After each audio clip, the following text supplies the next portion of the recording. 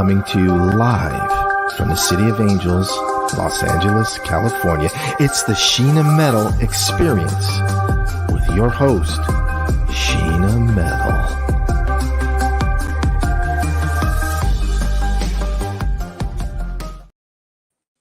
Hi, and welcome to the Sheena Metal Experience, only on Parapod TV. I'm your host, Sheena Metal. I'm a psychic medium. I'm an energetic healer. I'm an interfaith minister. I'm a 29-year talk radio host in Los Angeles and beyond. I'm a creative and a performing artist and a paranormal survivor. And I come to you live from my home in Southern California every Wednesday at 3 o'clock Pacific time. This show is about spirituality. It's about creativity. It's about humanity. It's about passion. It's about service. It's about maintaining being and then after becoming your best you in this big, beautiful world and inspiring others to do the same. And it may be my show. It is the Sheena Metal Experience after all, but that doesn't mean it's not always and forever your experience. My guest today is a wonderfully talented podcast host. She's worked in the entertainment business her entire life, worked in the music business for a lot of her life. And she's so fun to have here. She's got such a great social media presence, and she's got a big fancy Hollywood job, and she still comes here and spends time to sit with little old me, and that's very exciting. Please welcome the wonderful Gaye and Bruno to the show. Hi! And I forgot to say that I'm so honored to be one of the co-hosts on her podcast, Between the Sheets. On UBN Go, the sister station of Parapod TV. Yay. Yay for us. I just want you to know that, I work from home now, except for one day a week. And I never leave my bed. So I am in my bedroom right now. And I'm in my bed. So I have a studio in my house because I work out of my home, but I fell and busted my knee up a month and a half ago, and I can't keep it down for too long. So I just moved the studio here. My producer and engineer Emery and I call this Studio 2. So this is Studio 2 on the bed. It doesn't look as great because I don't have the whole universe behind me, but I gotta tell you, it sure is nice to sit on your bed and work. Yeah, exactly. It's a wonderful thing. You can see there's my pink pillow. I was like, what is that? And I'm like, oh, it's my pink pillow. It's my pink pillow. Yeah. So it's so good to have you here. And one of the things that is so wonderful about you as a podcast host, I think, is that you are so blatantly honest about you and things that you've been through in your life. And I'm going to make a big announcement today that I've never made today on the show. And I wanted to do it when you were here because you, in part, inspired it. But that honesty, and I think part of that's right. It's your tri-state girl thing. I'm a Connecticut girl. We're tri-state girls. You say what you do and you do what you say, right? That's how you're raised. Mm-hmm. But just the honesty about what you've been through so other people maybe can avoid what you've been through because you've been through it. And that's sort of always been my ideology behind being somebody in the media and having shows, is that others could learn from what I've been through so maybe they can avoid what I've been through. But it also takes a lot of guts. It takes a lot to put yourself out there, and I admire you for that. Thank you. I mean, look, you do the same thing. I mean, you have to be transparent, I mean, in this business, in the entertainment, I've been in it many, many years, 35 years, but plus 35. But, what I find, and I guess the reason why I have the longevity is I've always been transparent. Mm. I've been transparent with the actors, with the producers, with the musicians, with the managers. And, sometimes, it's a difficult place to be. But in the end, when everyone else is telling someone what they want to hear, and maybe one person out of the lot is actually being transparent and honest, as you call it, you get deep respect in this business. You really do. And then they feel safe with you. And your word, if you say something and it carries through and you follow through and you actually do what you say, again, in this business and in life, consistency is so important. Yeah, I agree 100%. And I think that,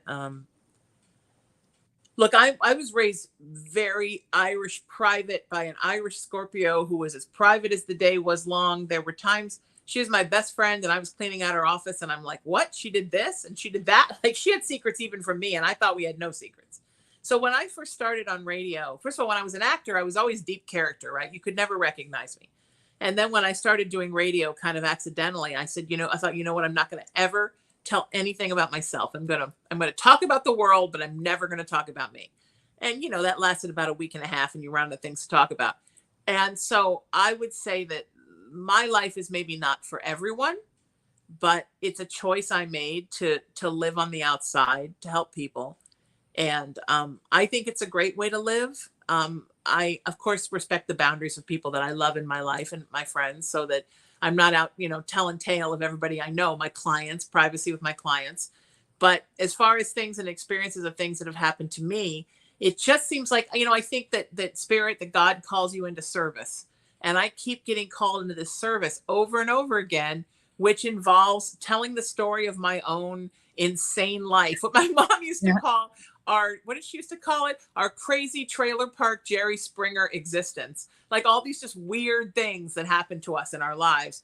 That there's a reason why people need to hear that not everybody lives this sort of cookie cutter life, and that it's okay, and that you're going to be okay, and that you can get over the horrible things that happen to us in our lives, and that talking about it, because, I'm so much about, and I've always been this way, because you've known me for like 30 years. I've always been this way, but especially since I shifted my life more to the spiritual, I believe that the bottom line of everything is the battle of darkness versus light.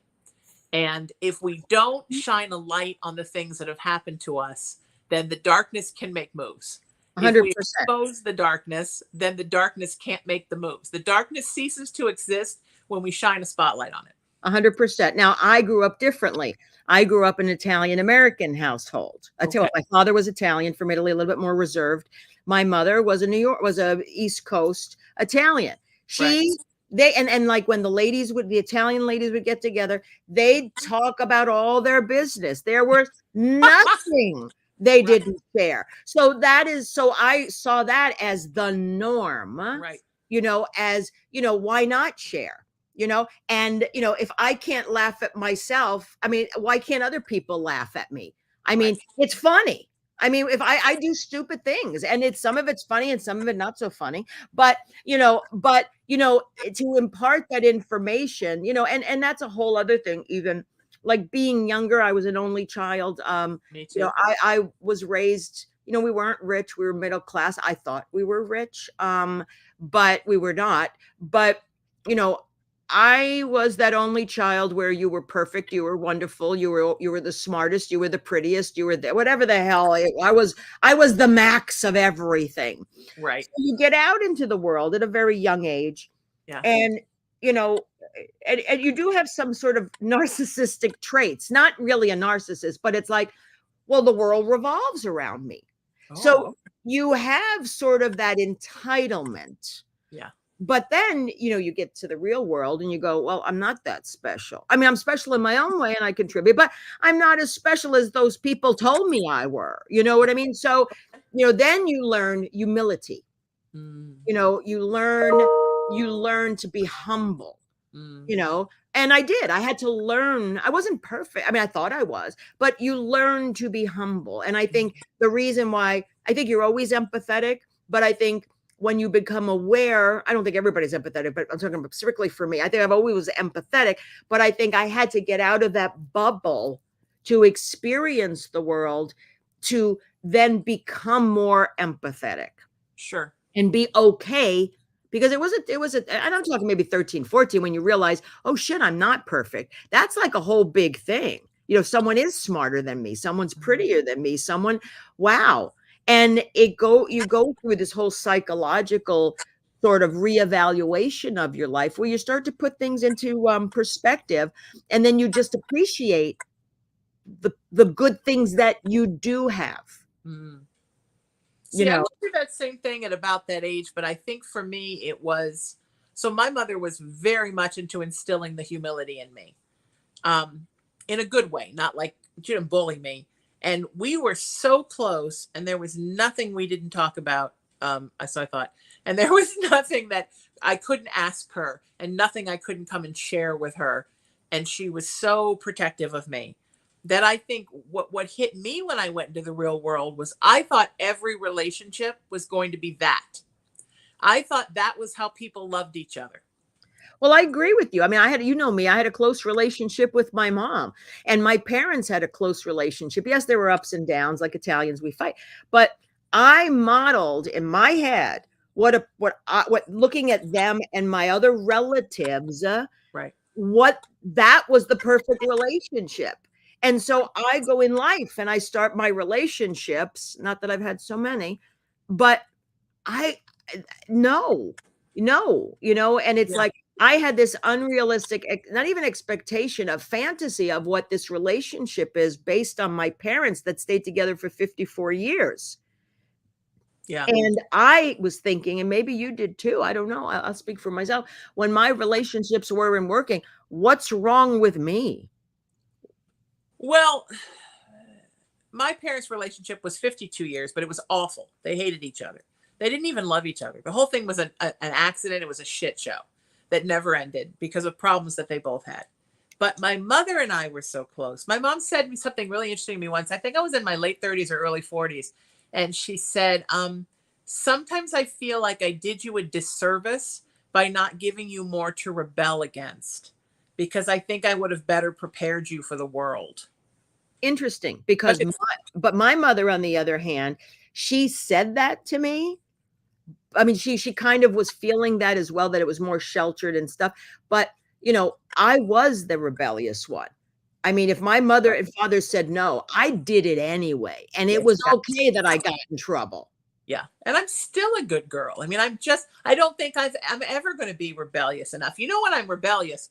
I'm rebellious when there is injustice. I'm rebellious if you mess with one of my friends. I'm rebellious if I see somebody doing something bad to somebody else. Then I will go to great lengths to make sure you pay. I But agree. in my regular life, I'm just not. And I think it's because my mom never told me don't do something. So I just went, well, I don't really want to do that. And I don't have any reason to rebel because it's okay. Like my mom was always like, if you want to drink, it's totally great. Whatever age you want to start, just promise me that the first drink, the first time you get drunk, you do it here so you're safe when you know what it feels like. And So my my whole life I thought, oh, someday I'm going to go get drunk with mom and then I'll start drinking. And well, then I just never got around to it. well, see, and like alcohol wasn't a problem in my house. I mean, I'm talking like my big thing growing up in the East Coast was going, and in a great time, the late 70s, 80s, was going to New York, Sure. going to the clubs in New York. Sure. That's the rebellion. Okay. I was this perfect A honor student in Catholic school by day, but once night came, I was at Woo! my friend's house. We got in her sister's car who was older than us. We drove into the city and we did all the nightclubs. Now, did I drink? Nope. Did I do drugs? Nope. I just like to be at these exclusive clubs with the pretty people and the celebrities, which is why I will guarantee you I had this obsession with that whole thing. That's where I think the spark was ignited to get into the entertainment business. Sure. Sure. Yeah. And that's my fantasy. If I had a time machine and I could go anywhere, I would go to Studio 54 in Been there, 1908 been there. and probably do blow off Liza Minnelli's back. Yeah, no. I have no urge to do drugs in this life, but if I was an adult in the 70s, I might have experimented. Yeah, the drugs weren't for me. To me, it was more about the experience and to hang out, Right. to be, where, like, and then me and my friend Jerry Joe, because she was my best friend in high school, and it was like Lucy and Ethel. I was the one that got us into things, and she just was like, I'm with her. But we had this fun stuff because I had chutzpah and I had balls, and I still do, but I still had it back then. But it was just that was like, I'm so happy I lived what I lived and the experiences that I did. And then, like, we'd go into, Holy Rosary, high school on Monday and sort of report our weekend. And half of them thought we were fucking lying. I'm like, oh yeah, we went to this party and Roger Plant was there and Alice Cooper and Patty LaBelle, not Patty LaBelle, but this one and that one, they were doing blow, and they literally thought we were fucking liars. Right. Right. Right. Yeah. Yeah, I always made these healthy choices. I don't know what my problem was, but I guess that's why I assumed I was making healthy choices with people. Yep. And I'm still trying to figure out at 57 years old, where, not to bring my existential crisis to the show today, but where I've gone wrong with people and why I continue to run up against people that don't treat me well. I, And but you know what, Sheena, um, hold on, I'm sorry, I have to text a call back. Okay, there's an important um, interesting thing yeah, happening. it was like I'm like I'm in an interview, leave me alone. I think I do the same thing. I mean, many people. It's interesting, not my whole life, but a lot of people, that I've befriended. Um, they came back and pretty much said, "I can't be friends with you anymore because you allow yourself to be my doormat." Oh, And I look at that and I'm like, "Well, I'm not a doormat. I mean, I'm a caregiver. My friends are my friends. If they need help, I'm there. I'm dependable. I'm consistent. I mean, why the fuck is that a door? Am I allowed to say F? I can't remember. well, that's okay. I'll get another radio career. You're all good. Okay. I'm sorry. I mean, why Our the last show, folks. Last hell? show. But why would they, I'm doing this out of my kindness and my whatever. This is what I embody a friend. Why do they think I'm a doormat when I'm willingly doing this? And I realized later it's because they've probably never had friends like this, that consistent, loyal friendship. And, you know, maybe it's about them. They feel uncomfortable of how much I'm offering to do to them, but they cannot reciprocate. And that's the weird part because I never asked them to reciprocate. Yeah, I think that's part of it. Yeah, it's sort of like I had a job once at a commercial radio station, and I took it so seriously because I take everything so seriously that Mhm. I was answering all the email. I was making copies of all the email and putting it on the program director's door and the general manager's door. I was doing everything I needed to do to promote because I wanted them to know that I was giving 100% because I was grateful. And one day the program director brought me in his office and he said, "Okay, you got to stop doing so much. You're making us all look bad." And I laughed. And then he said, "No, I'm serious. You have to stop doing so much. You're making us all look bad."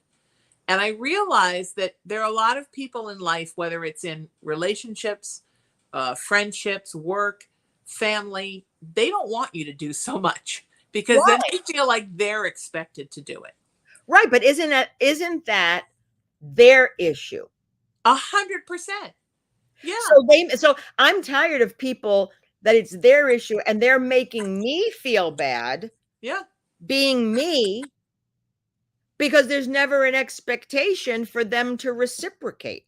Yes. And that's what it is that they feel. It's why oftentimes people who are not connected to their feelings will disappear on you whenever you're in crisis, when you're grieving, when you're injured, when you're sick, when your heart's breaking, they disappear. I had a friend who would have told you that they were my best friend in high school, and I had a series of gynecological surgeries in high school because my reproductive system was either possessed by the devil or actually the devil. And every single time I had a surgery, this friend scheduled a trip to go out of town. Never once came to see me in the hospital. Left town and then came back as soon as my 6-week surgery recovery time was over. And I think that there are people that they don't feel connected. They're almost like there's something wrong going on inside of there. But you And know where they I stand? I have to interrupt only because I'm like going to forget this thought. So I no, apologize. But please. you're absolutely right about people like that. And like I bring up, like my mother passed away, the people who I would automatically guess would be the ones to be there Hmm. were the last people to sort of be around. Oh And wow. Okay. I had more empathy, support from strangers, I mean, Mhm. or casual acquaintances than the people that, knew me well. Right. And then I realized, I mean, after a while, I was thinking about it and I was like, even thinking about maybe these people aren't friends. Maybe maybe I'm more invested than they are, because when, you got to be, what is that thing? It was Oprah that said it. People, something about like make people, as long as people are in the bus with you, not just the limo. It was something like that. It's like Mm, people need to be with you in the trenches, not right. when it's amazing. And so it made me really question some of my friendships, thinking, And it should have. Yes. they're not in the weeds with me, but like something happens to them or to their mother or whatever, I'm there. I'm the first one going, hey, what do you need? Right. But I'm realizing, I realize, and I spoke to of course, I go to therapy, as I think everyone should. I think it's important to go to therapy. That, it's not, again, it's not about you, it's about them. It's something that they can't handle. It's something, that it's about them. But, but feel free to vocalize to them how you felt sort of, abandoned, at Yeah. that time. Yeah. And then my And therapist also, says, and I don't do agree it with for you. them. I agree with you to feel free to vocalize, but also considering changing their priority in your life. Because Correct. I think that's an innate personality defect.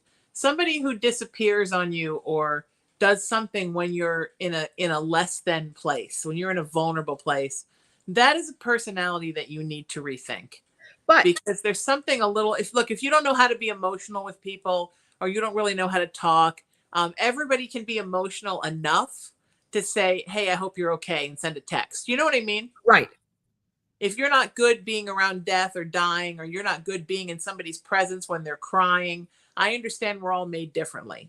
But it takes 2 seconds to send a text message with a heart and ask if anybody needs anything. Correct. And people that don't, and this goes back to what I was talking about earlier about shedding light on the darkness. There are people amongst us all that are not batting for the light Yeah. and are not being light filled people. And I think I love psychology, bless psychology. My grandmother was a psychologist. My mother was a mental health educator. Like I love the psychology, but I think sometimes we use psychology to justify people's assholism. 100%. Because I mean, I see it as, well, okay, I see it as someone who doesn't want to grow.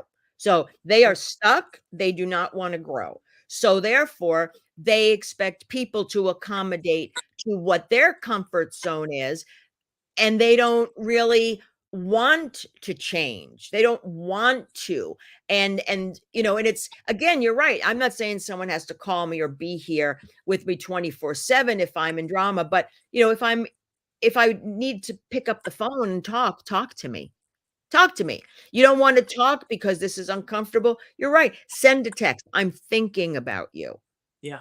I mean, it's like a lot of people aren't in touch with their emotions. And I get it. And I can't make someone be me. I mean, I always sit there and go, my next relationship, I want to meet someone just like me, not because I'm perfect, because I got some issues too, but I would like someone to understand me. And that's the word. It's not be like me, it's to understand me. And if they come from the same perspective, then I think they would understand. But when people start to give explanations, well, I was bullied as a child. Okay, but you're 60 years old. Who's Yeah. bullying you now? Exactly. Yeah. That's an excuse because you don't want growth. You don't want to change. Yes. But that's the psychology thing, right? We're allowing people to use their bad childhood as an excuse for their bad present and future behavior. But Look, that's my but mom, but that ties in with empathy. Think about it. of course, it Empaths, does. forget about psychology, just on that level of empathy. Yeah. And I say we because you are an empath as well. We think of a million excuses for someone's behavior to justify their behavior. Yeah. So how, it really takes strength to really detach. And when you're emotionally invested in a relationship, and then you have empathy there, it becomes that cycle of how do you break that without Oh, breaking your heart? 100%. And empaths are, we're fixers, right? It's funny because I have a friend who was a pretty well-known child actor, and one day he said to me, he just a relationship was just broken up with somebody that it should have been, a long time ago, but like an empath, he kept feeding it. And he said, when I was little, I always got the job because I would change, I would do anything, I would be anything they needed me to be to get the job. He said, but now that I'm an adult, I realize that all the things that helped me in my career are the things that have not helped me in my life. Because now I'll do and say and be anything to get the job. And unfortunately, there are people out there who are trying to make you consistently run through hoops, run on the hamster wheel, jump through the tires, do the bars, climb the wall, to just because I think it amuses them to see you run around like you're in a crazed meth ant farm. And I don't know that they ever intend to get any closer to you than they ever were, but it's fun to watch you run because it gives them attention and they feel like they're special because you're knocking yourself out for them. And I know that's the definition of narcissism. But empaths, we have to remember that we don't always have to fix anything. Some things can't be fixed, right? You can't fix crazy. Isn't that what they say?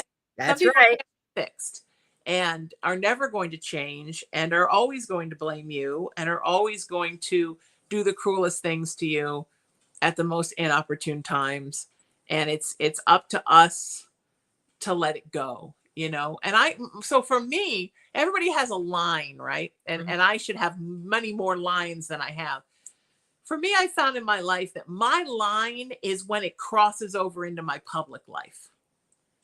I'll take a lot of abuse and I shouldn't, but I have, and I'm trying to work on that.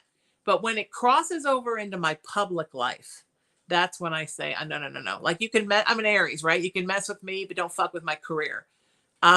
And the couple of times that I've really laid a law down, it's been because somebody has moved into the world and tried to do something that would damage me publicly. Well, I'm a Capricorn and I feel the same way. I really am just like you. Is in my personal life, I will take a lot of shit. More than a lot of probably people would. I do find it hard to, and I'm working on that too, how to stop that. But in business, and I've always said, if I could be the confident, secure, you name all the positive things about a person, like in business, because I'm so confident about that part of me.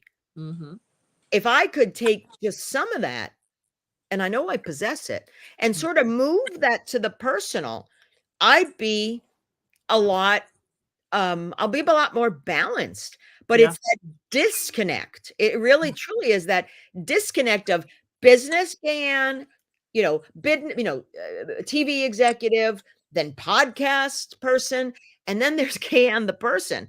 And it's all the same person. Obviously, it's us. It's one person. But why do I have an issue being able to take some of those positive attributes that makes me successful in business? Yeah. How do I do that to make me? I mean, I am successful in my personal life, but where I can stand up for myself not to take the abuse. Yes. Why can't I set fucking boundaries with people I love? And it's abuse, and people don't want to say it's abuse, but it's abuse. And I think I just posted on you want to rile up a narcissist, you tell them they're an abuser. Yep. Oh my God, they lose their ever-loving stuff. Complete. And then you tell them they're taking advantage of you. Oh, dear Jesus, that's the second one. But funny you say that because I was just, I'm a Facebook thing. I have my, Gaye and Bruno Facebook, Between the Sheets Yes, Facebook. we'll talk about that in 2 seconds. Yes. And I mean, I was just scrolling, and because, I like a lot of stuff about narcissists and a whole bunch of stuff, and I'm the queen of posting, 100 things a day, but I found this really interesting thing, and I literally just posted it. It's Chuck Norris, like Walker, Texas Ranger. Nice. Yes. He wrote this whole big thing about narcissism. And it is the most, I mean, I just sat there and went, holy crap, because I know Chuck. I worked on Walker, Texas Ranger, but not that I don't think he was deep. I don't know him well. He was an actor on my show, but and we weren't friendly. But it was so interesting, this take and what he wrote on narcissism really was, I have to say, I would give it 4 thumbs up or whatever the hell, 2 thumbs up. It was really fascinating. And it's interesting because, like you said, you know, not everybody has, and we've talked about this subject ad nauseum on my show. Everybody has a little bit of narcissistic traits, and that's okay. Some of them are, quite frankly, some of them are healthy, some of them are defense mechanisms, but it's when you can check a lot more boxes and you're doing shit and you're doing things and you're purposely going out of your way to hurt somebody. Sure. That is where the true monster narcissist lies.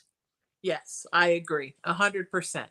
And when you're just, well, there are different kinds, right? So here are the kinds. I mean, I know there's so many different kinds, but in my personal life, and I don't know about you, here's what I've encountered the most of: the fragile narcissist, who sometimes I think makes me the most mad because they're doing all the nasty stuff, but they're acting like they're the victim. Yep.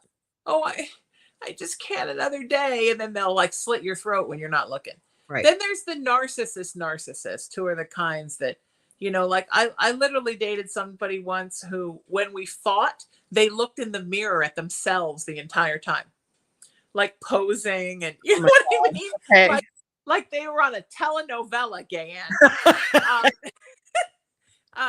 So there's that. And then there's the malignant narcissist, who I think is the most dangerous, because they're the ones like Othello's Iago, right? Who doesn't want a swap. Who doesn't? Well, hang on. There goes the tripod. That's what I get from darkness for talking about narcissists. Oh my goodness, where did I go? Hang on. There we go. Oh my God, I start talking about narcissists and the tripod fell apart. There are no accidents. Let me just make sure it's all fixed here. Okay. So they're the ones that they don't need to be in the spotlight. They don't want to be looked at. They do, but in a weird, passive aggressive way. And they'll hide behind the scenes and call people and whisper and ruin your life. And they'll poke and prod at you with the most hurtful things. Or how about the hate? How about the ones that hate you and they don't talk to you because they hate you, but they have a middleman that sends messages. Oh, sure. Okay. To you, or they put down certain requirements and rules that the middleman, puts forth. I guess that's a flying monkey. Oh, there's always a flying, minion is what I like to call them. Minion. Narcissists always, they don't have friends, but they have minion. Yep. And then sometimes they are the minion. Sometimes the malignant narcissists are somebody else's minion. Yep. But they're like spitting and fitting from the background. and then they're, and that's and that's not good. No. I think sometimes they're maybe the worst of all. And then they're the people who are trapped and being held captive by them. And sometimes you're trying to rescue somebody who's, got a spiritual soul tie, clinging talons and claw attachment to this thing. And you're trying to get somebody you love away from them. Right. But you become the bad guy. Then you become the brainwashing, manipulating, controlling person. Right. You're too involved in the friendship, in the middle, or the relationship. It's on you. The one who's trying to enlighten. Yes. Yes. And I walked away from that a long time ago because I saw in my history that I was always trying to save my mom from my dad, and that was not good. And I lost a very good friend when I was very young to a very manipulative partner. And at that time, 2 friends I lost to manipulative partners. And one now, oddly enough, is a psychologist and the manipulative partner. And I learned then that I couldn't do that it was too much repeative pattern. It was too painful. But I am still sometimes Captain Save-A-Ho, which nobody, it's just not good. It's not good. It's not, look, this is the thing. I have my clients and I need to take care of them and save them. That's my job. My job is not to rescue and save all my friends from bad people, because the truth is there's a reason why somebody wants to be around that person. Well, they have to give permission. You know, if Yes. someone says do something and you as the person innately think it's wrong and it's hurtful to do that to someone else who is your friend, Mm. and you do it anyway, you can't really blame the person who started the chain. You really, and this is where I'm saying you have to look at the person, the delivering the message, Yeah. because even though they think it's wrong, they still do it. Hmm. Hmm. So the Yep. anger, it's so much easier to blame the third party because you can't Yes. even imagine that the person who's your friend would even would not fight for you or Right. stick up for you or say I'm not doing that. But and that here in our is triangulation. Mm. Hmm.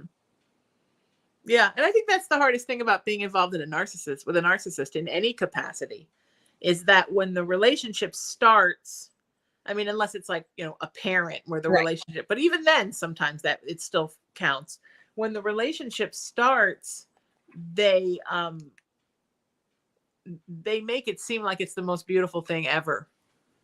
Um, so you just believe it, and then I don't. I to this day I don't understand what they all get out of it because they don't seem I don't very either. happy either. No, they don't. Well, they seem they get happy by the most hurtful scenarios. Yeah, I mean, hey, a narcissist is a sociopath. I believe that. Yes, So there's obviously some chemical imbalance, whatever. I mean, I'm not a medical. I think it's a soul imbalance. Yes. I think they just come out this way. I don't think there's a pill to correct it. I Oh no. don't think therapy can correct it. I think it's like a shark. When you see one coming at you, you just cross the street. And it's so interesting to see like two narcissists involved in a relationship Very or a common. friendship. But Mhm. Or a very friendship. Very common. it's what is it? Birds together flock together. Well, Birds of a feather flock together. right. Well, Narcissus looked in the water and saw his reflection and fell in love. So it's normal that they would be with somebody like that, and that feels good to them because it feels like them. There are many situations. I was in one once where an empath is involved with a narcissist, and the narcissist is always looking to cheat with other narcissists Mm. because they feel the fact that we feel so much and we care so much and they don't, in a way it makes them angry, Yeah. so they're looking for somebody else just like them to justify their behavior and tell them, oh no, I don't give a crap either, and so that they think they're normal. But you know what? On the flip side, for empaths like us, when we're Mm. involved in situations like that, don't we seek out other empaths to sort of do a check to make sure that, hey, it's not us, it's them? Yes, I hope we do. I mean, I I mean, hope I we do. do. I do. I do. Yeah, I hope we do. I mean, and I say this with so much love. I mean, I think I'm a pretty happy, pretty positive person as far as people go.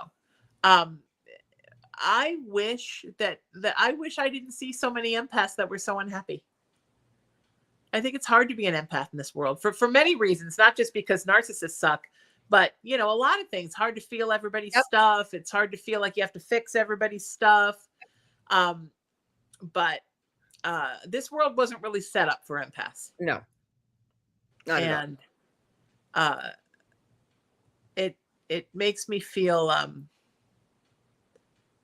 I don't know. I still haven't figured it out. And as much as I think I'm through the worst of it, more come. And then Yep. I realize there's more to do. So I think at this point in my life, I've come to the realization that they're never going to stop coming. I No, just have to learn how to deflect. exactly. And that's again what I'm trying to work on too is, like, first of all, people, and they don't have to be narcissists. They're just some evil people out there. You know what I I mean? I mean, think I think evil people are all you know, narcissists. it's like, it's yeah, but they all come on, as you said, they all come on with that persona that they want to suck you in on. Yeah. Yeah. And you get sucked in. And then once they got you hook, line, and sinker, then they turn the other cheek and then you see the other side of the coin. And then as an empath, for me, then it's like I'm sitting here going, wait a minute, who is this person? Is this, I mean, what's and that's true. You sit there and you go, who are they really? So you question everything they do. Everything they say, you don't believe them because you don't know. But isn't that what they want? They want you to be in that indecisive space. Yeah, and I know it takes a while to get me there because I reset. When I meet somebody new, a person, I'm like, okay, it's gonna be great. I'm like a dog, you know what I mean? My mom was like a cat. She was a Scorpio, and she was always kind of. I'm always like, I'm here, and I love you. I'm an Aries, and we're not that bright. It's not true. We have a low spiritual IQ because we're the zodiac babies. I'm like, oh, look, you know that thing about what dogs think, and it's like a bone, my favorite thing, my food, my favorite thing, and then the cat's like, who's gonna kill me? Right. I'm definitely like a dog, and but every time that I'm like, oh man, really? But it takes a while for me. I mean, I think I've learned, and I'm learning, and I think the last 2 years of moving away from it all and being more isolated from people has given me time and perspective. And before that, the years of COVID, giving me time and perspective to identify it more so I can make healthier choices so that I can be better in my work to teach and counsel people against it. For me, it's a mission to eradicate as much of it as we can. It's like, we're never going to get rid of it. Like, we're never going to stop. There's never going to not be somebody with HIV or tuberculosis or cancer or leprosy, but you can do what you can do to make sure the caseload is minimal. Right. And that's kind of how I feel. Like, we're never going to eradicate darkness. It's part of the universe. It belongs here too. But every little bit of it that we can zap out and not let people get affected by it. Agreed. I agree. The better off the world is. And I think and I know for you with your Facebook page, we're talking about your Facebook page, it really is a mission for you, right? Because you put up the most amazing stuff. I don't know where you find these memes, but an interesting thing happened about, how would you say, 6 months ago. I mean, I've always responded to your memes because I'm always trying to support you and the podcast. But I don't know. So I just get messages from Spirit, right? That's how I live. And Spirit gave me this message to start posting on your memes and start hashtagging choose you. And I don't know where it came from. I don't know where it started. It's not really anything that I say in my life regularly. Up until then, I don't think I ever said it. And then the other night, I was on the phone with my best friend, and I told you this on the phone earlier, and not knowing that I hashtagged that because she doesn't go to your page and you're not friends with her. She said, you know, and I've noticed since I was 14, we laugh that we share a soul. She's like, you know, I think everybody who loves you, we're all going to be so happy when you finally figure out that it's time to choose you. And I thought, oh my God, there it is. And then the message from Spirit came. That's something that I'm going to do in my teaching work, because I've always worked in the narcissistic abuse support community, is I'm going to start something called the Choose You Project, where I encourage people to choose themselves and use that hashtag choose you as a way to encourage people to put themselves first, because self-love is not selfish. Self-love is the least selfish thing you can do, because when you fix you, then you're working to fix the world. It all starts with you fixing you. Yep, absolutely. And you're never going to fix you if you keep falling into the trap of darkness. You're never going to fix. You're just always going to be chum for darkness. Absolutely. And you're never going to be anything else. Right. And it's so funny because, I mean, back in the day when Facebook started, I had a podcast, and, I would post like my stuff, like things that I was going through. As you said, I'm open book. I post things. Of course, I don't mention names, but it's more about feelings and situations and, advice as to what I gave myself. And people really tapped into that. I noticed like those things would get the most likes. And during COVID, for the first 45 days, I did Facebook Live. It was at a certain time every day for awesome. 45 I remember that. days. It was awesome.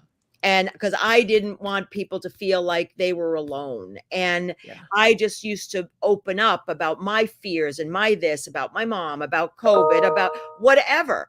And, and it's so funny because like they'll come back as a like, oh, this would happen 5 years ago. And I'll look at it and I'll go, oh my God, so it was interesting. So I developed that sort of thing with people about sharing my experiences, giving advice.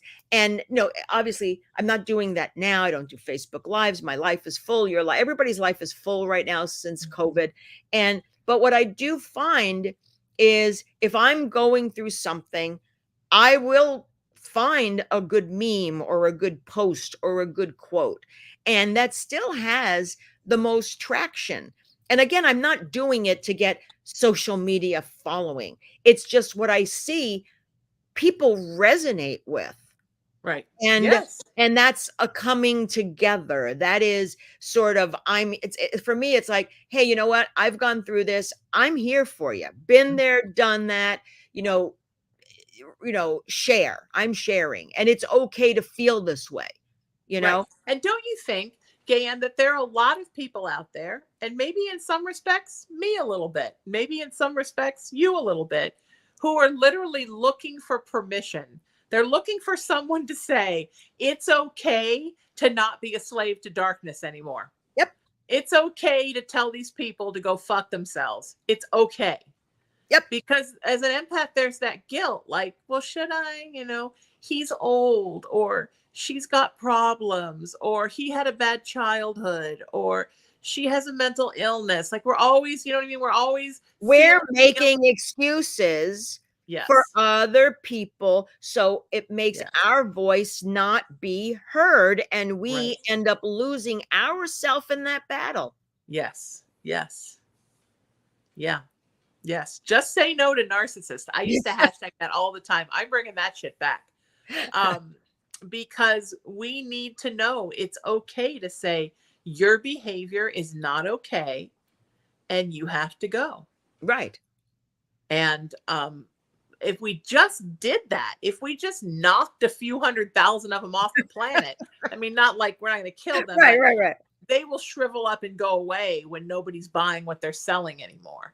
If Exactly. we just did that, we could make the world such a better place. Every one of them that is not actively corrupting and oppressing people would make the world a better place. The world would get more shiny and more light filled and more warm with every one of these assholes that we got rid of. Yeah. And the funny part is to me, they mirror Mean Girls. Oh, 100%. Mean Girls. There are a lot of, I don't care. And just because the word girls means, like, for me, it connotates younger. There are some mean women out there that are at a certain age. And it's not about age. I guess it's about spiritual enlightenment and growth.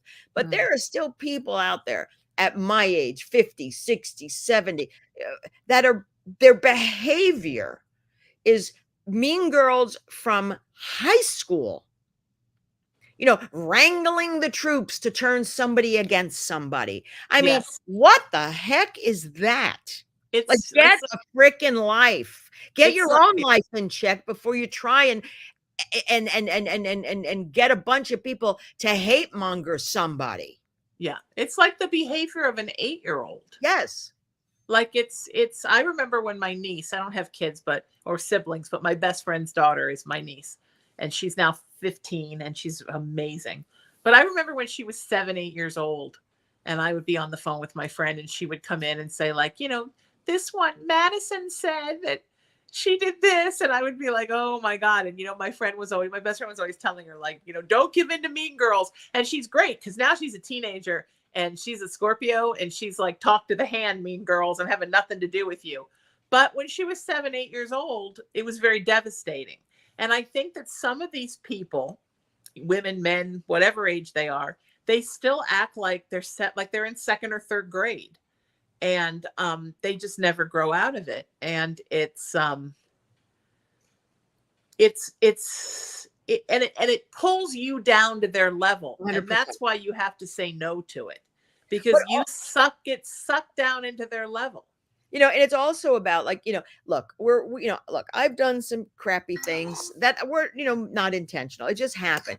But I think the biggest thing is, if I've done something to hurt someone, again, maybe not intentional. Maybe it was perceived as intentional or whatever. Or maybe it was intentional. I was having my sarcastic bitch moment. I don't know. But the point is, you know, you if you recognize it and you apologize, the worst thing is when you apologize and you're accountable, that Yeah. that person refuses your apology.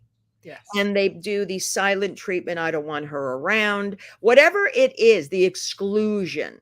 And I often, and I've used to, I mean, sometimes not anymore. I used to find myself like going over hoops to sort of like apologize. I'm sorry. But it's like, you know what?